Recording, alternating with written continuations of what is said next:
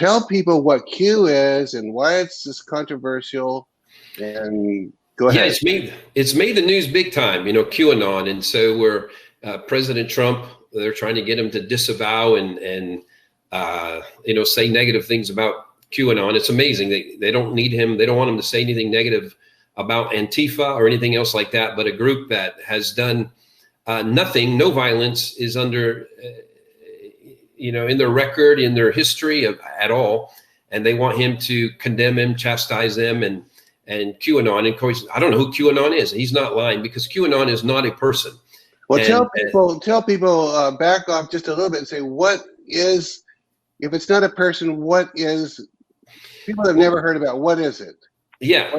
So what they're referring to, anon is for anonymous. And so these things called Q drops, and these are things that are, they're now available on multiple sites, but they come off of 8Kun, I don't know even how they say 8KUN channel, 8chan, and it was 4chan before. And so it's a military intelligence operation that has been releasing drops, intelligence information, and it was designed to awaken the American people to a task that was going to be happening. It really started in October of 2017, and where he showed up first on these back channels. And this person Q is not just one person. He has he describes himself as being between 7 and 10 people, and no more than 10 people maximum know all the information that they're bringing out. And it's been something that's been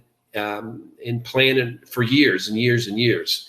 And honestly, there are some roots that go all the way back to John F. Kennedy, and he had a team around him. He was the last president to go after, we'll say, the deep state in this kind of way. He was going to take on the Federal Reserve. He was going to take on the CIA. He said he was going to rip it up in 1,000 shreds. And, within days, he was killed, of course. But he had military generals and colonels around him, and they were known as Q. And if you look at John F. Kennedy's cemetery plot in DC from above, it's a Q as well.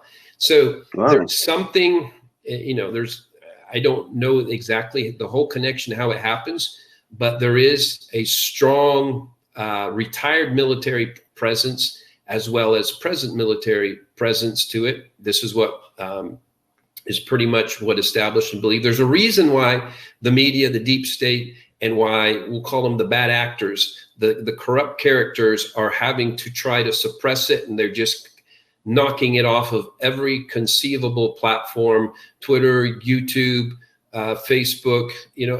Amazing. They're acting like it's the greatest enemy America has. And again, not one death, not one act of violence attributed to anyone in the whole movement, but it's a movement that's being awakened to the very things we're talking about. What's being released this week, what's coming out about the Biden family corruption, the Clinton family corruption, the Jeffrey Epstein thing. We heard that for 2 years from Q before it ever became public. We heard this Biden story, the Biden story with China.